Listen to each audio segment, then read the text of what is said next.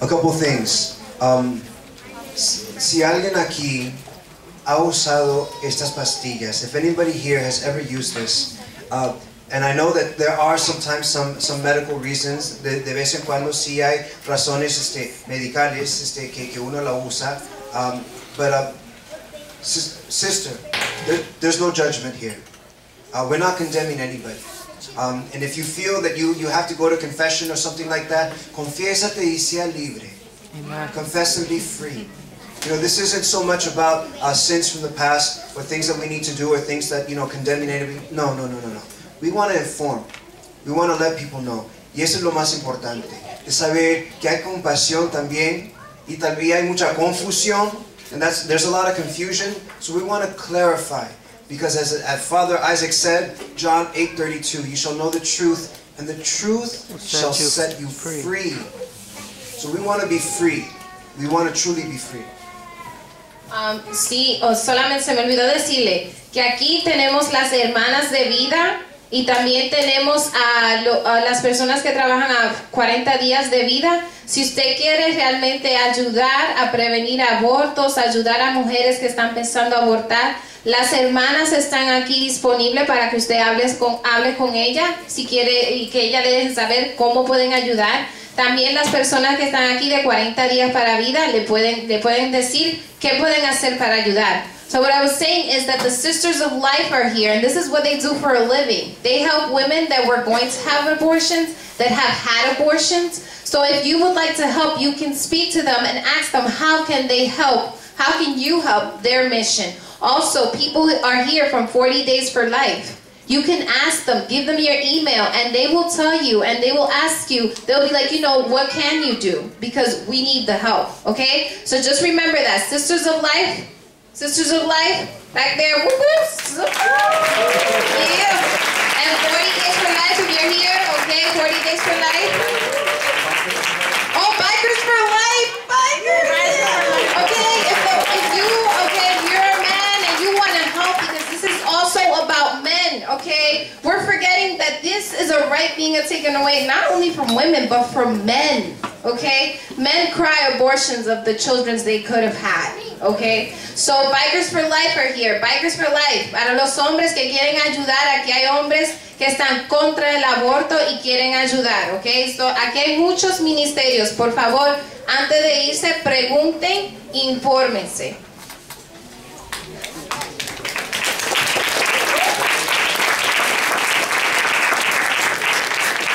We're trying to show you guys a video we put together, but alguien no quiere que ustedes lo vean. Somebody does not want you guys to watch it. Sometimes some people wonder what they can do right now. Everybody can take up a rosary. And déjame decirte, eso tiene poder. Prayer has power. You want to know what you can do right now? Step up that fast. Really do that bread and water. You know what I'm saying? The 40 Days for Life, abortion clinics have gotten shut down through prayer and fasting. Like the Lord said, cierta de estos espíritus solamente se pueden echar con oración y ayuno. So that's something we can do right here, right now. The other thing is like, sometimes some people are wondering what's going to happen, what are we going to do, is there going to be a big thing? Yes, there will be. There's something happening on March 23rd, el 23 de marzo, algo está pasando, don't worry, you're going to find out about it. Pero lo que sería mejor es de que ustedes se organizaran ahí donde ustedes están. What would be better is if you guys organize where you guys are at. Talk to your parish, get your youth groups together, and find out. There's tons of information on this. Learn it, give it, and bring them together. One thing that I want to do, that I feel the Lord put on my heart, and I really want to do this, I want to show support for our Cardinal Dolan. Because he's putting himself out there for this entire country, and he's been like the spokesman for the whole Catholic Church. And we need to, I don't know how we got to let him know, but we got to let him know that we got you, Dolan. We got your back.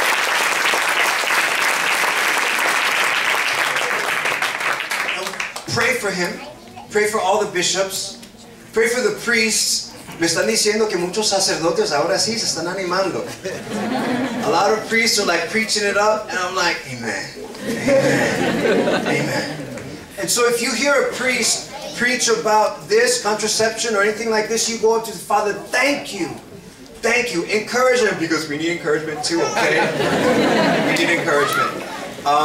Otra cosa, yo no sé. I was thinking that we're talking about going to over for Mass at St. Patrick's on this Wednesday. Yo no sé. I'm gonna find out if he's around. I don't know. Pero por lo menos, I'm gonna look at him. I'm gonna see if I can call Ray Kelly's office, the commissioner for the NYPD, until I get like an express permit or something, so that we can kind of go out there with candles and our voices and just sing there. I don't know, I'm going to try to do it at St. Patrick's Cathedral.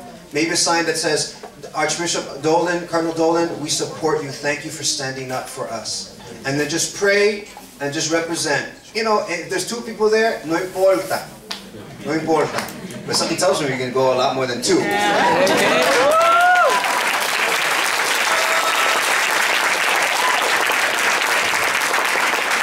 We're going to talk a little bit more. We're going to give you guys a chance to speak up, and if the sisters have something to say, there's a couple other representatives that might want to say something. But we want to show you what it's not finished yet. It's not finished. It's raw, okay? So don't judge. Pero ahí vamos, okay? Here we go.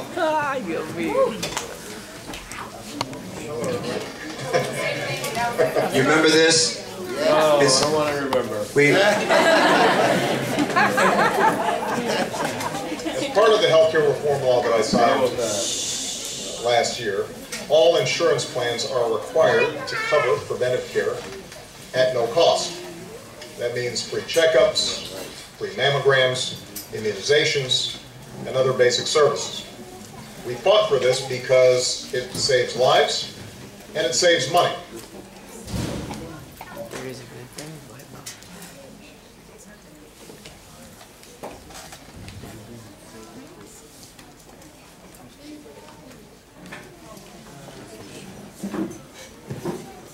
The issue. For businesses, for government, for everybody. That's because it's a lot cheaper to prevent an illness than to treat one. What illness are we talking about? Pregnancy is not an illness and doesn't need to be treated like a disease. We also accepted a recommendation from the experts at the Institute of Medicine that when it comes to women, preventive care should include coverage of contraceptive services such as birth control. What are we preventing again? Oh yeah, pregnancy, which by the way is a sign of health. Do you know that contraceptives are the only medicine that stop the body from working the way it's supposed to? Contraceptives are not healthcare. Doctors often prescribe contraception as a way to reduce the risks of ovarian and other cancers and treat a variety of different ailments. He conveniently doesn't tell you that contraceptives cause breast cancer, heart attacks, and strokes as well. He doesn't tell you the hundreds of side effects of contraceptives: nausea, stomach cramps, weight gain, depression.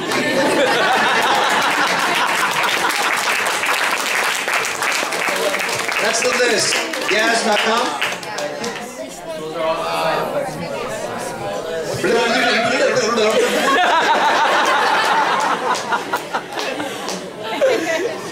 Access to contraceptive services. Nearly 99% of all women have relied on contraception at some point in their lives. 99%. False. This is something funny, funded by Planned Parenthood.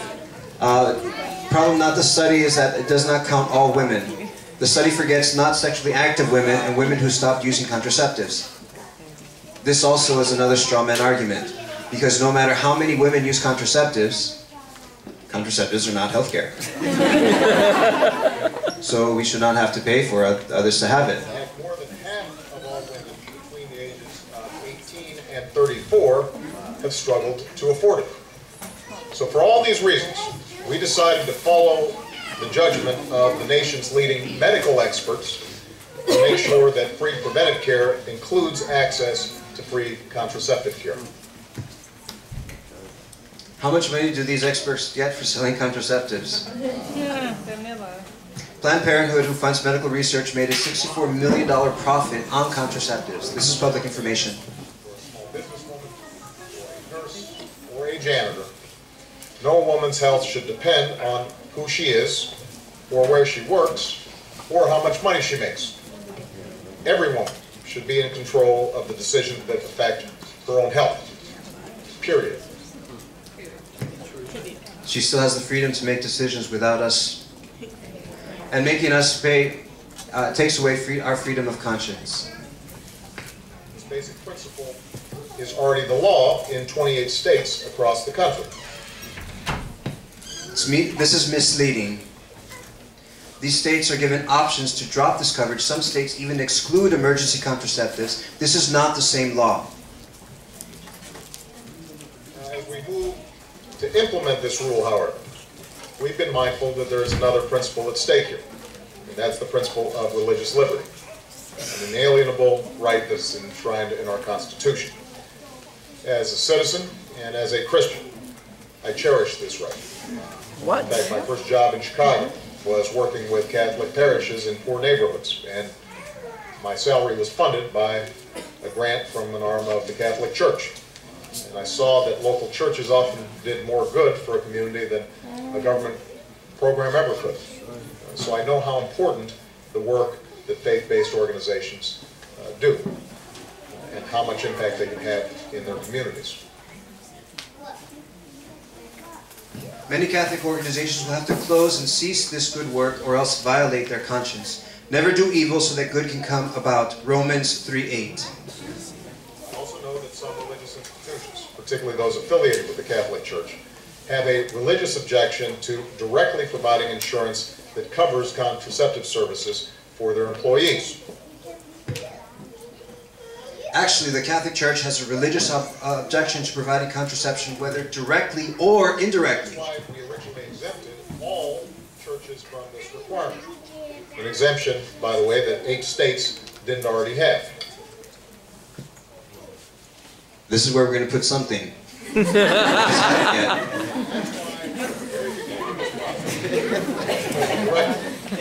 various Catholic officials.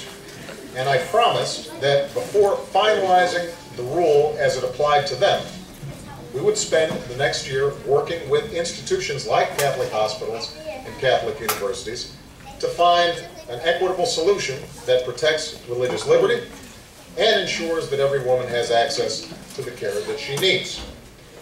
Now, after the many genuine concerns that have been raised over the last few weeks, as well as, frankly, the more cynical desire on the part of some to make this into a political football, it became clear that spending months hammering out a solution was not going to be an option, that we needed to move this faster. So last week I directed the Department of Health and Human Services to speed up the process that had already been envisioned. We weren't going to spend a year doing this, we're going to spend a week or two doing this.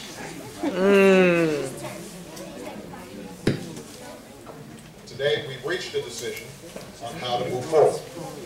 Under the rule, women will still have access to free preventive care that includes contraceptive services, no matter where they work.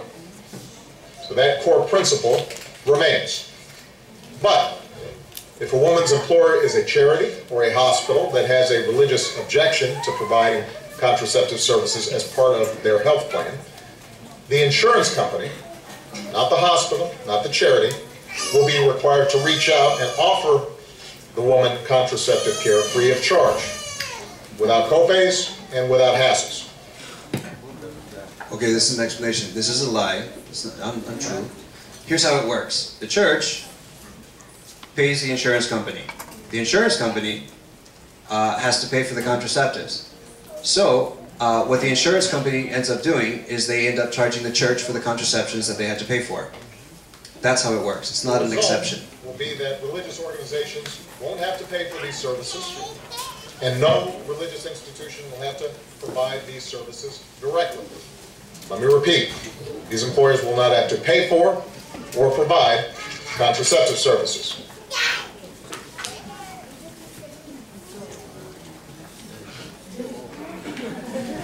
But women who work at these institutions will have access to free contraceptive services just like other women. And they'll no longer have to pay hundreds of dollars a year that could go towards paying the rent or buying groceries.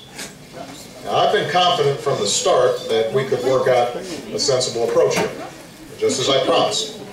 That's I understand some folks in Washington may want to treat this as... And this is where we, just a couple things on this video. I personally I have some things I want to change in this, so we're not going to release it as is on the internet. I'm going to refine it a whole lot because it needs to be done right. Así como está, lo vamos a cambiar ciertos puntos, lo queremos refinar.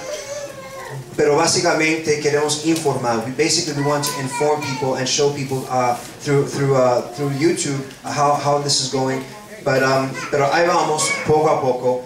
This is something that we're trying to develop and inform. If you guys have other ideas and questions, please bring them up to me. One thing I wanted to say is if you are anywhere in the 5 boroughs, please put your information there, and we're gonna be able to find out if you guys are in Long Island, you guys in Jersey, Westchester. We're gonna try to divide up and have people kind of be in charge of the different sectors, different zones, so we can continue to do things in the different places that you are. Qué lindo sería si cada parroquia tuviera como una hora santa. How beautiful would it be if every parish had a holy hour for this? What happens if we do a couple extra holy hours before Easter comes on out for all these things? Pero más información será dada después. We'll give out more information later. I want to turn it over to Eliana. If you guys have questions, if you guys have comments, we don't have too much time, but we want to give you guys a chance to say something. Eliana.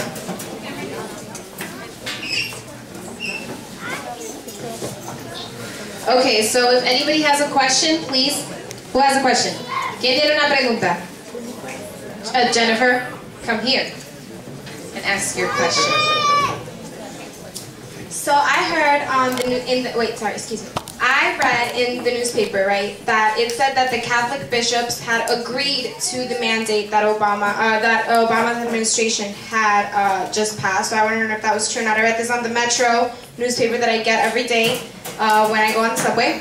And I also wanted to ask about the Plan B contraceptive pill because I heard that it doesn't make the lining slippery, but that it kind of makes like this film of like, I don't know what, between the egg and the sperm so that fertilization won't occur. I heard that's what happens for the Plan B.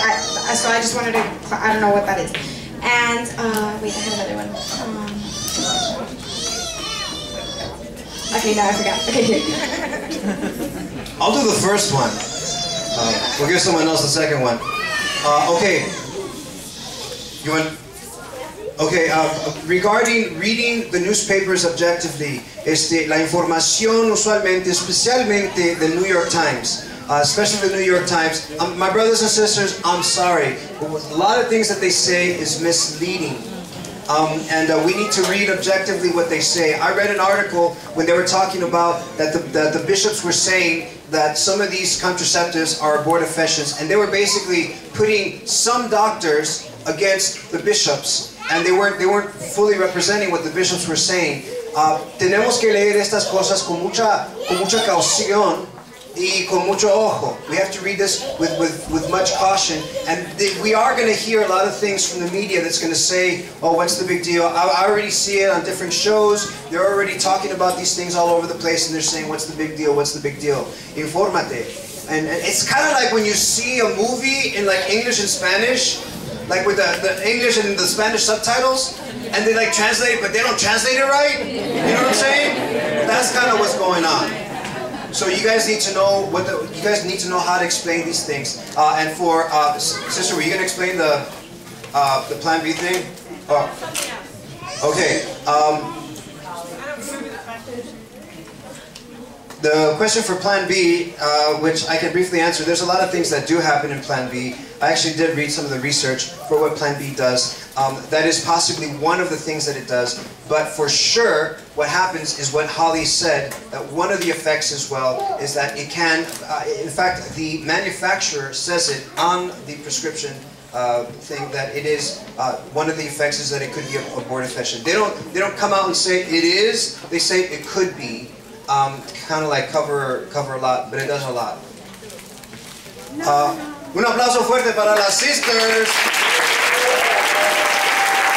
This is Sister Mary Karen. She came all the way from Connecticut.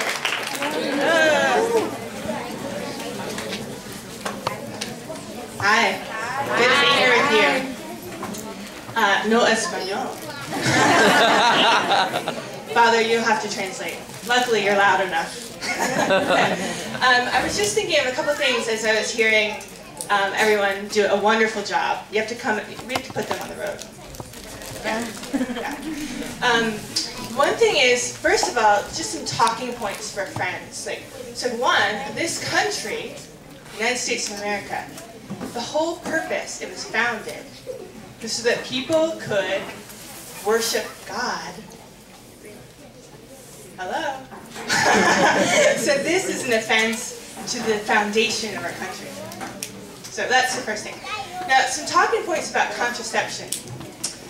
There's a whole, I could spend an hour here, because this is my life. That's another story for another day. But some talking points are, the church has said that contraception is, get this word, intrinsically evil. Can you say that? Intrinsically evil. So right here we have is the evil ohmometer. Okay, right? Right, whatever you want to call it. So you have slightly evil, moderately evil, evil, very evil, intrinsically evil. What that means is there's no good in contraception. So I don't know about you, but I don't even want slightly evil. I want to be part of it. So why is contraception intrinsically evil? Why? Why? Well, because as Catholics, we have this awesome faith that believes that we're all about love. We're all about love! I love having a microphone. I can sing, I can dance. No, I won't.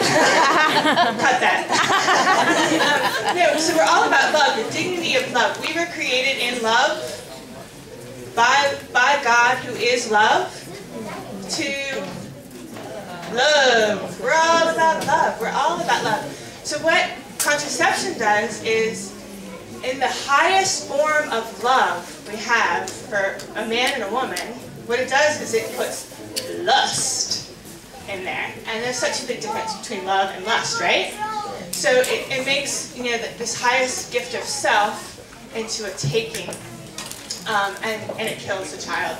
So like love is supposed to bear fruit, you're supposed to love each other so much that there's this little kid with your faces on it, it bears fruit.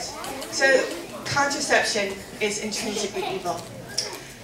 For those of you who have friends who are into eco, whatever, green friends, think about this.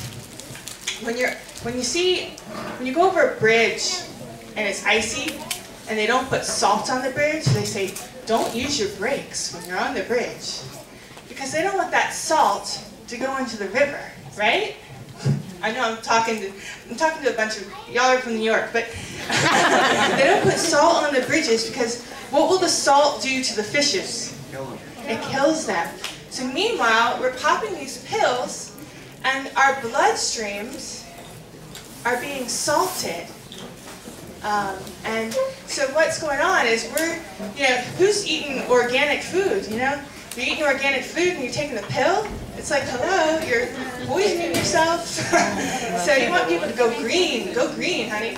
All right, I think that's all I have to say. Does anyone have any questions for Sister? Thank you very much, Sister. I did speak with Sister Veronica briefly, who's the head of the Family Life Office, and they're working on doing a whole bunch of things. Tenemos información. Lo más importante, su atención, por favor. Something very, very important. Where's Holly? We didn't get the list of representatives to call. This week, the Senate is going to vote on something called the Freedom of Conscience Act. Okay? So what we can do is we can email, we can call. I think it's too late to send a letter, but call your local. Bueno, pues tenemos 2 senators, ¿verdad? And neither one of them is very good. If you're in New York, if you're in New York, if you're in New Jersey, wherever you are, look it up. Google the senator, okay? Your U.S. senator, and then call their office and say, support the Freedom of Conscience Act. When they were telling me, I was asking some people who are into politics, they were saying that when 50 people write in or call about one issue, they feel like they're getting bombarded. ¿Y cuántos somos aquí? So tell people, you give your name, you give all these other things. This is a message from our Cardinal Dolan. In the United States, religious liberty does not depend on the benevolence of who is regulating us. It is our first freedom, and respect for it must be broad and inclusive, not narrow and exclusive. Catholics and other people of faith and goodwill are not second-class citizens. And it is not for the government to decide which of our ministries is, quote, religious enough to warrant religious freedom protection. Cardinal Dolan has a very urgent request. He called upon every Catholic in America to immediately contact their legislators to support the Respect for the Rights of Conscience Act.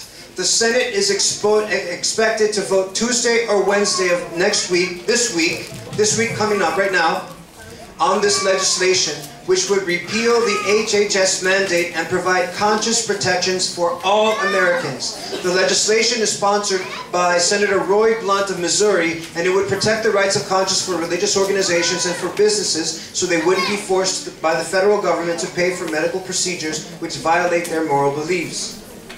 We are in need of several critical swing votes, especially the following senators. Those guys. Right? This will be on the Corazón Puro website. If you get a busy signal, try calling the Capitol switchboard at that number. If one of these senators represents your state, it is critical that you call their office and tell them to vote yes on the Blunt Amendment. Ustedes llaman, hombre, no se preocupen. You guys call. We're going to put this on the Corazón Puro website. It's going to be corazonpuro.org/unite.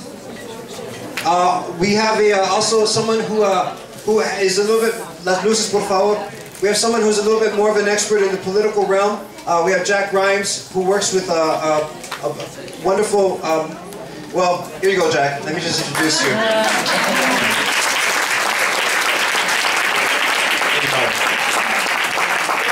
I work for a state assemblyman across the river in New Jersey. State assembly, just like in New York, it's the legislators, the people who make laws for the state. So the real quick point I wanted to make was, you'll notice on that list, you don't see the United States senators, meaning the guys that make the laws for the whole country. The ones that represent New York are not on that list. Chuck Schumer and Kristen Gillibrand. Now you should probably call them anyway, because you want to have them put pressure on their friends in the Senate. Say, hey man, if you need to vote against this, I understand, because I've been hearing a lot from my people that they don't like this. So you must be hearing even more.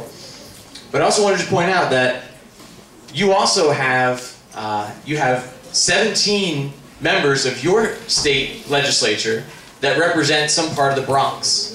Okay, you have 8 members on the New York City Council that are in the Bronx. You have a Bronx borough president, okay? All these guys, they all talk to each other, right? And so if you put pressure on all of them, they're gonna say, oh, no, you need to call Chuck Schumer, you need to call your senator. It's a federal thing, it's a national thing, we can't do anything about it. Well, don't take that for an answer, okay? Because they can say publicly, they can pass a resolution saying, you know what, you should pass the Respect Your Conscience Act. They can do things and to put pressure on Chuck Schumer and Kristen Gillibrand to do the right thing, but only they feel the heat from you first. And I'll tell you, the more local you get, right, the more worried you get when you get 50 people calling your office. Because ordinarily, if you're just some state assemblyman, you get 10 phone calls. I know from working in the office, like that's a big deal. Because each of those people could represent 12 of their friends and family that all agree with them. right? So it's you reaching out to the people who actually represent you that has the most power. And I encourage you to go about doing that.